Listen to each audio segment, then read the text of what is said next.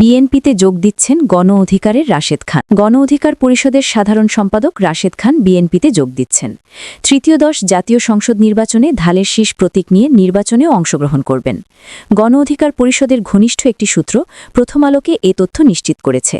যুগপৎ আন্দোলনে থাকা শরিকদের সঙ্গে আসন সমঝোতা করতে গিয়ে রাশেদ খানকে ঝিনাইদহ ৪ আসন ছেড়ে দিয়েছে বিএনপি। গণ অধিকার পরিষদের ঘনিষ্ঠ এই সূত্র বলছে, বর্তমান রাজনৈতিক বাস্তবতায় গণ অধিকার পরিষদ থেকে ট্রাক প্রতীকে নির্বাচন করলে ওই আসনে জয়লাভ করা অনেক চ্যালেঞ্জিং হতে পারে।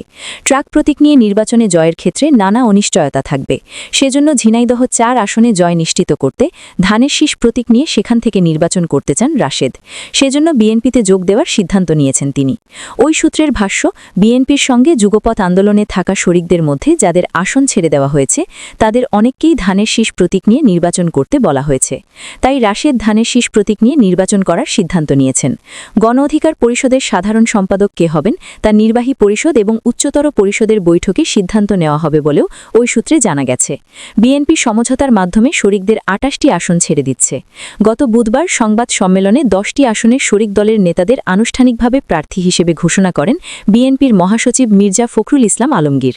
এদিন তিনি ঝিনাইদহ ৪ আসন গণ অধিকার পরিষদের রাশেদ খানকে ছেড়ে দেওয়ার কথা জানান। এরপর থেকে ক্ষুব্ধ হয়ে ওঠে বিএনপির স্থানীয় নেতাকর্মীদের একাংশ। তাদের দাবি, এ আসন থেকে রাশেদ খানকে প্রত্যাহার করতে হবে। তারা সাইফুল ইসলাম অথবা মুর্শিদা জামানের মধ্যে একজনকে দলীয় মনোনয়ন দেওয়ার দাবি জানিয়ে আসছেন। এদিকে শুক্রবার রাতে গণমাধ্যমে পাঠানো গণ অধিকার পরিষদের এক প্রেস বিজ্ঞপ্তিতে বলা হয়, দলের উচ্চতর পরিষদের সিদ্ধান্ত অনুযায়ী দলীয় শৃঙ্খলা পরিপন্থী কর্মকাণ্ডে জড়িত থাকার সুস্পষ্ট প্রমাণ পাওয়ায় দল থেকে সাধারণ সম্পাদক রাশেদ খানকে বহিষ্কার করা হয়েছে।